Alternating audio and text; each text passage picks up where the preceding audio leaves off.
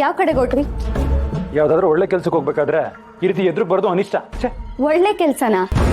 ಪರವಾಗಿಲ್ವೇ, ನಿಮ್ಮಿಂದ ಒಳ್ಳೆ ಕೆಲ್ಸಗಳೆಲ್ಲ ಆಯ್ತದ?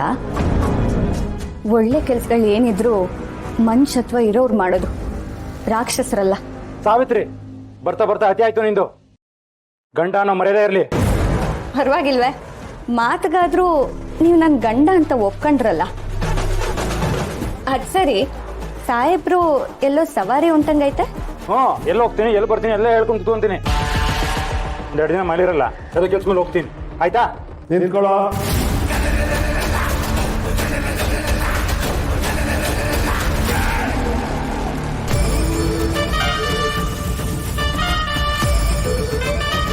ಇವಳು ಗರ್ಭಿಣಿ ಹೆಂಗಸು.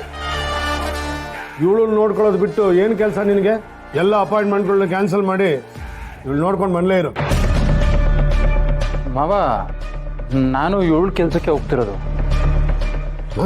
ಇವಳು ಕೆಲಸಕ್ಕೆ? ಹ್ಞೂ ಮಾವ, ಅದು ಸ್ಕ್ಯಾನಿಂಗ್ ಮಾಡಿಸಿದ್ವಲ್ಲ, ಆ ರಿಪೋರ್ಟ್ ಮನೆಗೆ ಕಳಿಸ್ತೀನಿ ಅಂತ ಹೇಳಿದ್ರು. ಆದರೆ ನನಗೆ ಮನಸ್ಸಾಗಲಿಲ್ಲ.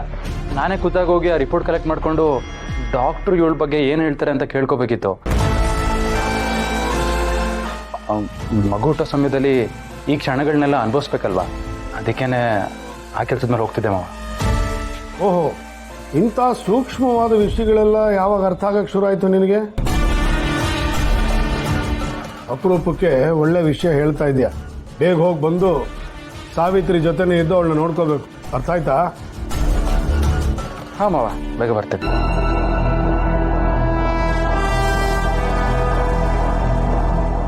ಏನಮ್ಮ ಯೋಚನೆ ಮಾಡ್ತಾ ಇದೆಯಾ? ಬರ್ತೀನಿ ಅಂತ ಹೇಳಿದನಲ್ಲ, ಬರ್ತಾನೆ.